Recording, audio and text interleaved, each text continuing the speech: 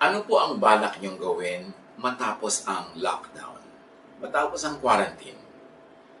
Yan ang napakadalas pag-usapan ng mga tao, pati sa social media makikita mo, itong balak kong gawin pagka na-lift na ang lockdown, pag na-lift na ang quarantine. Ano nga ba ang mga dapat natin pag-isipan ngayon, lalo't lumalapit-lapit ang posibilidad na pwede na yan na ma-lift o partially man lang ma-lift, at ano ang dapat na mangyari dahil nangyari ang mga bagay na ito after lockdown. Sa mga natutunan po natin mga karanasan at itinuro sa atin ng Panginoon at itinuro sa atin ng mga pangyayari after the lockdown, malinaw na mga meron tayong mga dapat gawin. And one of that is to make extra income.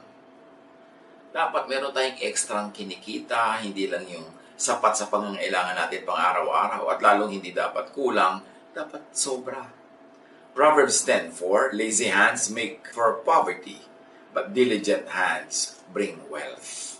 So wealth is beyond what you just need. Merong sobra. Sipagan pa natin, dagdagan pa natin ang pagsisikap, at idalangin pa natin ating mga ginagawa. Dumiskarte tayong mabuti kasi nakita natin, mahirap yung dumarating yung mga lockdown period, nawawalan tayo ng active na livelihood, marami sa atin at least. Anong gagastusin mo?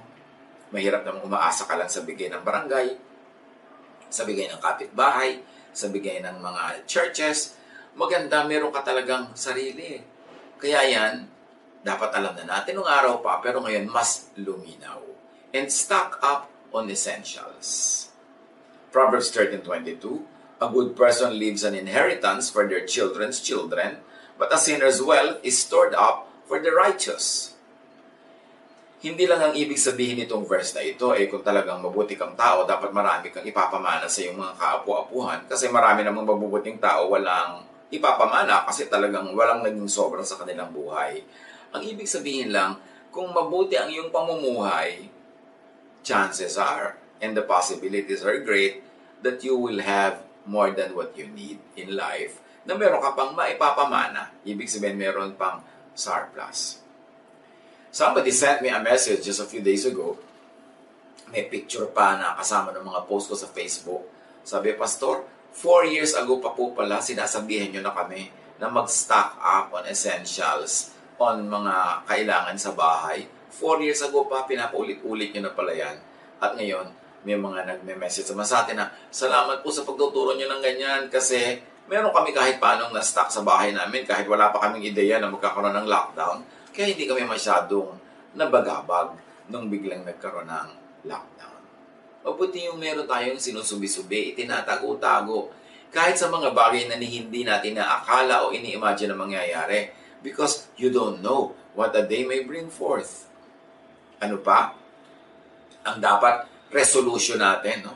Lockdown resolution. Save. Simplify.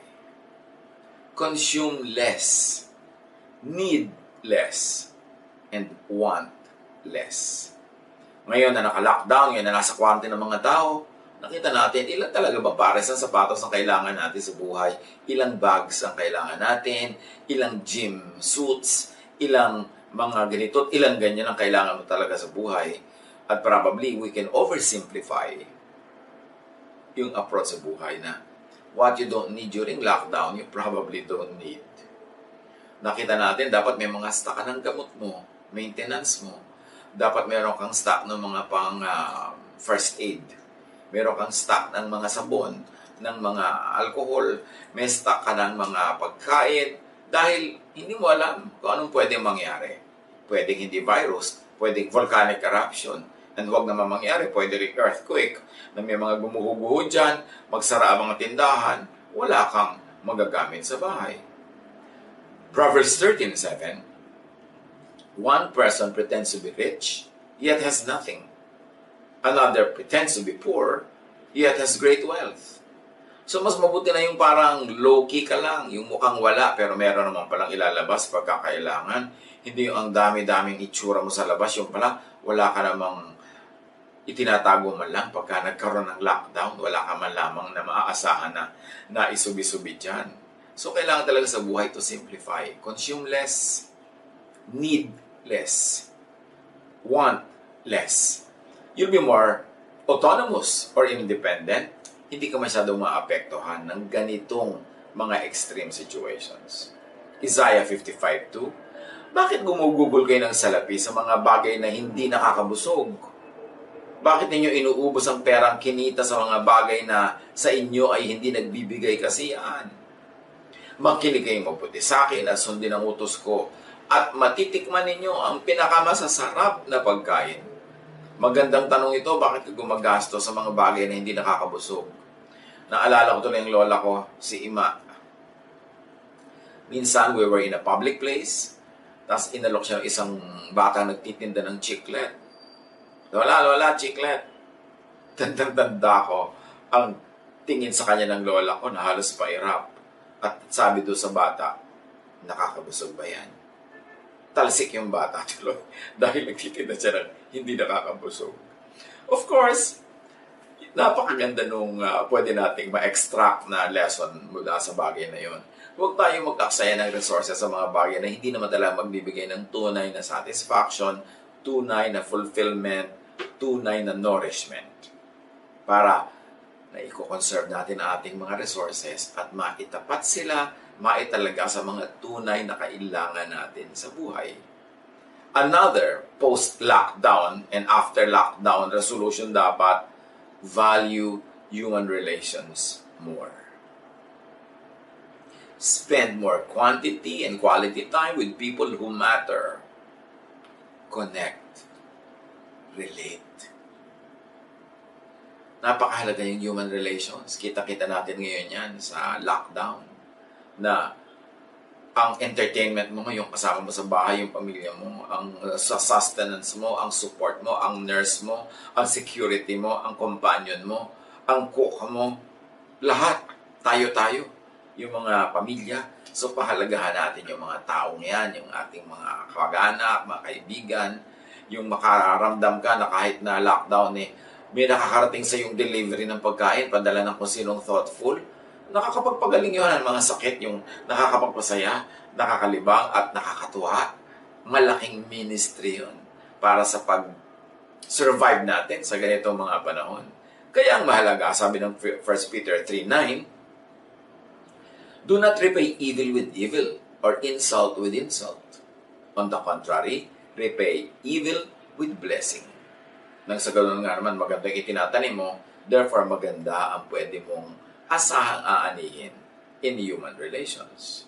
Colossians 3:12-14, dapat kayong maging mahabagin, mabait, mapagpakumbaba, mahinahon, at mapagtiis. Magpasensya kayo sa isa't isa. Kung may hinanakit kayo kanino man, magpatawad kayo gaya ng pagpapatawad sa inyo ng Panginoon. At higit sa lahat, taglayin ninyo ang pagmamahalan na siyang nagbubuklod sa lahat sa ganap na pagkakaisa. Mga payo na alam na natin, pero ina-apply ba natin? Ginagawa ba natin? Pag may ganito mga lockdown, pag may volcanic eruption, pag may tsunami, pagka may mga earthquake, pagka may mga lindol at mga baha, mga bagyo, pagka may mga sunog, pag may sakit, may kalamidad, di ba kapwa-tao lang natin, pamilya natin ang pwede mong sandalan, mga kaibigan. So dapat, lagi natin kinocultivate yung human relations. Lagi natin pinapaganda ang ating pakikipagtalastasan sa kapwa para hindi man dumating ang mga crisis, masaya yung buhay. Tapos pag may dumating ang mga crisis, mas secure tayo, mas marami tayong pwedeng asahan, that we can depend on people and people can depend on us, and that's how we all survive. That's how we all flourish sa pakikipagmabutihan sa kapwa. Proverbs 27:10. Do not forsake your friend or a friend of your family, and do not go to your relative's house when disaster strikes you. Better a neighbor nearby than a relative far away. Hindi naman sinabing huwag na tayong makipagmabutihan sa kamag-anak at huwag lumapit sa kamag-anak pag may need. Ang ibig sabihin dito, yung kamag-anak na malayo. So dapat daw makipagmabutihan tayo sa ating kapitbahay, sa mga taong malapit sa atin. Kasi kung may mga kamag-anak man tayo, kung malayo naman sila, hindi pa rin natin sila maasahan. So kailangan marunong tayong makisama, makibagay, marunong tayong makipagmabutihan sa mga taong malapit sa atin. Hindi lang malapit sa loob, kundi malapit physically. Because there are really times when your very survival would only be because people around helped you. Wise people will always value human relations. So, ang napakahalagang resolution na post-lockdown na ikakareer, love. Love more. Love pa more. Kasi yung pag-iibigan, yun ang ating pampalakas ng loob. Yun ang ating pampalakas ng buhay. At yun ang ating pwedeng sandalan. Galatians 5:13-15. Maglingkod kayo sa isa't isa sa diwa ng pag-ibig.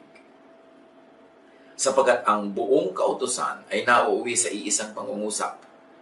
Ibigin mo ang iyong kapwa gaya ng pag-ibig mo sa iyong sarili. Ngunit kung kayo nagkakagatan at nagsasakma lang para mga hayop, mag-ingat kayo at baka tuluyan ninyong sirain ang isa't isa. Warning yan. Lalo magkakapatid, magulang, mag-asawa, magkakamag-anak, in-laws. Huwag magsakmalan, huwag magkagatan. Dapat kayo natutulungan. Dapat tayo ang magkakakampi sa buhay. Hindi yung sarili mong kasama sa bahay, kalaban mo. Kung sino yung malapit na kamag-anak mo sa dugo, siya yung kalaban mo. That is not wise. That is foolish. Kahit nga kapitbahay na hindi mo kaano-ano sa dugo, bakit ka makikipag-away? Bakit ka makikipagmatigasan? Napakahalagang maganda ang relasyon sa ating kapwa. And another after-lockdown project na kung ginagawa na nun, paigtingin pa, improvein pa, take care of your health. Physical, mental, emotional, social, and spiritual health. Lahat yan. Sa pagpasok natin sa lockdown, meron na agad na edge yung healthy. Hindi yung first day pa lang naman ng lockdown, may sakit ka na agad. Meron ka na agad na emotional breakdown. Meron ka na agad na mental illness. Iisang linggo pa lang. O kaya sasandali pa lang. Nung nag-uumpisa pa lang nun, parang bibigay ka na, natatalo ka na. Kaya meron kang baon-baon na lakas ng loob, lakas ng katawan, lakas ng isip, lakas ng espiritu sa pagharap sa kung ano-ano mga pagsubok ng buhay. Maging si Jesus, Luke 2:52, and Jesus grew in wisdom and stature and in favor with God and man. So Jesus developed physically, mentally, socially, spiritually. At magandang yun ang tularan natin. Sa pang-araw-araw na normal na buhay, malaking pakinabang na tayo malusog. Malakas ang loob, buo ang loob. Lalong-lalo naman sa mga panahon na may mga crisis. Kaya anytime, any season, any day, lagi nating palakasin ang ating sarili, ang katawan, ang isip, ang puso. Proverbs 15:30, good news gives health to the bones. Kita na yan. Alam na. Good news makes us healthy. So, unless kailangan mong malaman yung bad news, huwag mo na lang alamin. Huwag ka na magbuklat, huwag ka na maghanap, mag-research ng bad news. Unless kailangan mo yun. Na by knowing it, you can improve your life, you can prevent anything worse happening. Dapat huwag na lang tayo maghanap ng bad news. Nakakasira ng loob, nakakalungkot, nagkakasakit ka lang. At huwag na tayong magbigay ng bad news, mag-pass at mag-forward. Again, unless may practical value. Kung magagamit niya yun para sa pag-iwas sa sakuna, para ma-improve ang buhay, ay di alamin mo yung bad news. But otherwise, what's the point? Especially if you have no power at the moment to change it, to influence it, huwag mo nalang pansinin para hindi pumasok sa puso mo yung nakakalason, yung nakakatakot, yung nakakasira ng loob. Matthew 6:22, the eye is the lamp of the body.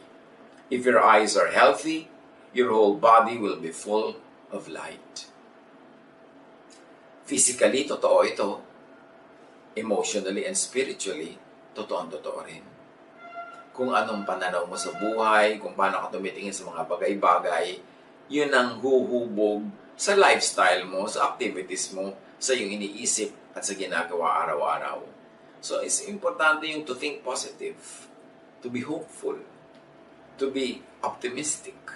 Kasi pag ganun ang ating pananaw, magiging positibo ang effect nun sa ating buhay. Hindi tayo yung laging nasisiraan ng loob, laging natatakot, o kaya laging nagagalit. Proverbs 14:30, a heart of peace gives life to the body, but envy rots the bones. In this particular case, it's envy, but generally speaking, negative emotions, whatever they are, they rot the bones. Para kang may sakit sa buto. Masakit daw yun yung sakit sa buto. Kaya ito ang ginamit sa Bible na halimbawa, na pagka ikaw ay may inggitin, para kang may cancer, masakit. At kailangan tahimik ang iyong puso. Peaceful lang yung pag-iisip. Peaceful disposition. At yun ang nagbibigay sa ng buhay, ng lakas, ng pag-asa.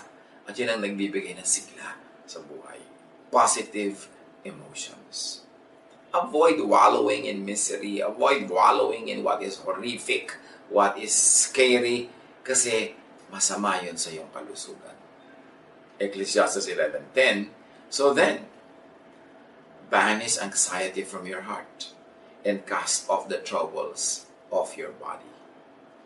Alisin yung pag-iisip, alisin yung pag-aalala, kasi wala ka rin namang magagawa kung mag-isip ka na mag-isip, nasisira pa ang iyong kalusugan. At napakahalaga na after lockdown policy, take care of Earth, the whole planet, in your particular assigned space at a time. Siyempre, hindi mo pwedeng linisin yung ibabaw ng Mount Hibok-Hibok kung hindi ka nandun. So, kung saan ka nandun, yan ang lugar mo, yan ang assignment mo, take care of it. Conserve, preserve, sustain, protect nature. Napakarami daw ngayong mga sakit ng tao dahil nakukuha nila sa mga hayop. Kasi kung ano-ano hayop ang pinagkakakain natin na dati hindi naman dapat kinakain yan. Pero siyempre, mga nakatirang mga parasites niyan, may mga nakatirang organisms, lumilipat sa'yo. At sa pagsira natin ng environment, maraming hayop ang wala nang matirahan, namamatay sila, nalilipol sila. So yung mga nakatira sa kanilang parasites, yung nakatirang organisms, wala nang matitirahan dahil namatay yung mga hosts. Dahil na-extinct yung maraming hayop, so lumilipat sila sa ibang hayop o sa tao. Kaya mga dating hindi naman tumitira sa katawan natin, tumitira na ngayon, kasi yung mga hayop na tinitira nila, naubos na. Dahil inubos natin yung gubat, nilaso natin ang tubig sa dagat, sa ilog, yung hangin. So namamatay yung mga hosts nila, ng mga animals. So lilipat sila sa atin, tayo naman yung host. At dahil bagong-bago yan, hindi tayo sanay, kaya hindi natin alam kung anong gagawin. Hindi tayo nakadevelop ng immunity, hindi tayo nakadevelop ng defenses, kasi bigla-biglang lumulundag sa atin yung mga nakatira dati sa mga hayop, na mga nangamatay dahil pinapatay natin sila. So mahalaga-alagaan natin yung buong nature. Huwag sobrang daming development na tinatawag na actually destruction. Pag may sinabing may development po kami sa ganung province, ibig sabihin destruction yun. Kasi puputulin yung mga puno, sasarahan yung mga ilog, magiging tatambakan nila para maibenta nila yung lupa, namamatay yung mga ilog, bumabaha tuloy, nakakalbo ang gubat, yung mga hayop walang matirahan, sa tao na tuloy tumitira. Importante na mahalin natin ang kalikasan. Genesis 2:15, the Lord God took the man and put him in the Garden of Eden to work it and keep it. Yan ang first commandment sa kanila. Alagaan ninyo ang kalikasan ng mga halaman, ng mga bundok, ang mga tubig, ang mga hayop. Numbers 35:33, you shall not pollute the land in which you live. Huwag dumihan, huwag sirain, kasi yan ang iyong tahanan. Conserve, reuse, recycle. Balikan natin yung recycling. Nung araw naman, pagka namamalengke yung mga lola natin, bayong eh. Ngayon, mga ginagamit, puro mga disposable, ang dami tuloy kalat.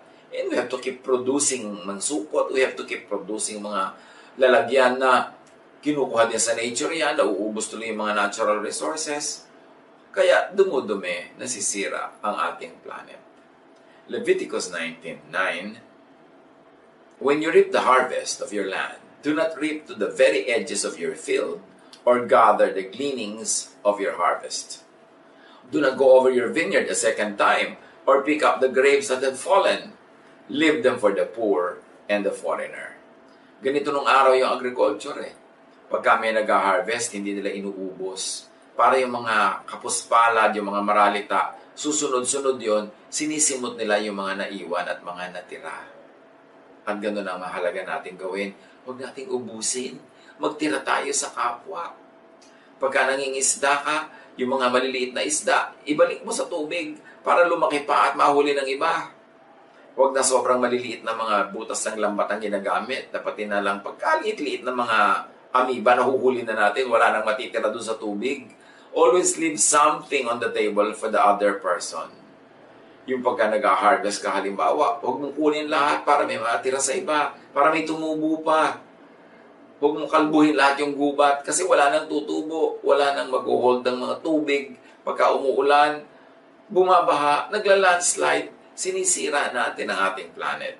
At yan ay isa sa mga pinakamahalaga dapat realizations ngayong lockdown. Buong planeta kasi naapektuhan. Kasi buong planeta nagpapabaya. John 6:12. When they had all had enough to eat, he said to his disciples, "Gather the pieces that are left over, let nothing be wasted." So si Jesus, ipinaipon pa niya yung mga sobrang pagkain. 12 baskets nga na-kolekta nila at ayaw din ni Jesus ng may natitira. Yung kakain ka sa yung kanin matitira lang sa plato, huhugasan yung plato, matatapon, babara pa sa lababo, o magiging basura. What a waste. Ang dami nating waste na pagkain. Dapat marunong tayong mag-recycle, mag-recook, mag-reheat. Hindi yung puro consumption. Kahit kaya nating bumili. Pagbili ka ng bili ng baka, dumadami tuloy ang baka na kailangan kumain ng damo, dumadami ang kinakalbong mga gubat para maging mga rancho at damuhan, so nauubos ang gubat ng planeta tuwing kakain kang steak. Dapat nakikita natin yung relation noon. Kung pwede kang kumain ng 1 o 2 hipon lamang, sabayan mo ng maraming gulay, kaysa 10 hipon yung kinain mo, wala na tuloy natirang hipon sa dagat, nagpunta na lang sa plato mo. Hindi ko kaya nating bayaran, ay bibili na natin ang bibilin, kakainin natin ang kakainin, o kaya ay sasayangin. Kasi nauubos ang resources ng planet. Pati mga pagkain ng mga sushi na yan, yung mga kung ano mga isda, nauubos ang mga isda sa dagat. So kailangan marunong tayong mag-supplement ng mas maraming gulay, mas maraming prutas, kasi mas renewable yung gulay at yung prutas kaysa sa mga hayop na hinuhuli para katayin at patayin. Leviticus 25:3-5. For 6 years sow your fields, and for 6 years prune your vineyards, and gather their crops. But in the 7th year, the land is to have a year of Sabbath rest, a Sabbath to the Lord. Do not sow your fields or prune your vineyards. Do not reap what grows of itself or harvest the grapes of your untended vines. The land is to have a year of rest. Ito yung Sabbath na maganda kasi pinagpapahinga yung lupa. Pero yung meron kang kailangan gawin, pinipigil ka dahil Sabbath, naging alipin ka na ng Sabbath noon. Kaya pinalaya ni Jesus sa mga tao from the Sabbath. Ibig sabihin, optional na lang yan. Kung makakabuti sa'yo, di mag-Sabbath ka. Pero kung may kailangan kang gawin na mas mabuti para sa'yo, edi gawin mo. Kaya sabi ni Jesus, Sabbath was made for man, not man for the Sabbath. But in this case, the teaching on the Sabbath about yung bukid, na every 6 years ng pagbubungkal, may isa dapat taon na pahinga, maganda yun. Para sustainable yung nutrients ng lupa, para makapahinga yung lupa. Very importantly, after lockdown, clean up. Linisin talaga natin ang planeta, ang ating barangay, ang ating bahay, ang ating neighborhood, ang mga damuhan, ang mga bukid. Isaiah 1:16, wash and make yourselves clean. Sa ating katawan, sa ating bahay, sa ating community, i-apply ito. 1 Corinthians 14:40, but all things should be done decently and in order. Of course, church management yung original context nito, but it can be applied to how we deal with nature and with everybody else that shares nature with us. Importante, dapat after lockdown, hindi babalik sa normal. Huwag nating asamin bumalik sa normal. We should not go back to normal because normal was the problem. Sabi nga ng isang poster, credit to the owner. Napakahalaga na hindi na tayo bumalik sa mga dati ng masasamang gawin. Yung Kaprasong gulay, isang plastic na lalagyan. Kaprasong isda, isang plastic. Ang dami-daming plastic, tapos ihahagis lang, itatapon. Mali. Let us conserve. Let us use less. Need less. So we want less. Let us conserve our energies. So kung meron talagang dalawa na napakahalaga na gusto kong idiin na dapat ay after lockdown i-career natin. One, to improve our human relations. To love more. To give more. To strengthen the family and our friendships and our social relationships. Yan. At pangalawa, yung mahalin ang kalikasan. Maging part tayo ng solution, hindi ng problem. Bumalik tayo sa pagtatanim ng mga gulay sa mga paso, sa mga harap ng ating bahay, sa bakuran, sa paligid. Dahil yun ay nakakain natin. Hindi yung puro decorative plants na hindi naman natin makain. At pahalagahan natin ating mga farmers, ang ating mga fisher folk, yung mga nagpuproduce ng pagkain para sa atin. Bayaran natin ang tama ang mga produce nila. Huwag nating baratin. Huwag nating tambakan ng kutakot-takot na imports na tuloy wala silang kinikita yung mga local farmers natin. Tangkilikin natin sila. Kasi pag ganito may mga lockdown, kita nyo, nagkanya-kanyang sara bawat bansa. Mapalad tayo, blessed tayo na meron tayong mga bukid, meron pa tayong natitira mga ilog, may natitira pa tayong mga pwedeng pangisdaan, mag-fish culture tayo, mag-agriculture tayo, mag-aquaculture. At ngayon, after lockdown, kahit na maging available na uli ang maraming bagay, huwag na tayong bumalik sa normal na overconsumption, neglect of our natural resources, neglect of our farmers and food producers. Dapat hindi na tayo bumalik doon. Maganda na may matutunan tayong leksyon na matapos ang lahat ng ito, magbabago ang ating pananaw, ang ating pamumuhay, at dumating man o hindi dumating ang mga ganitong bagay sa ating buhay muli, tayo ay makakapamuhay ng maayos, mapayapa at masagana. God bless us all.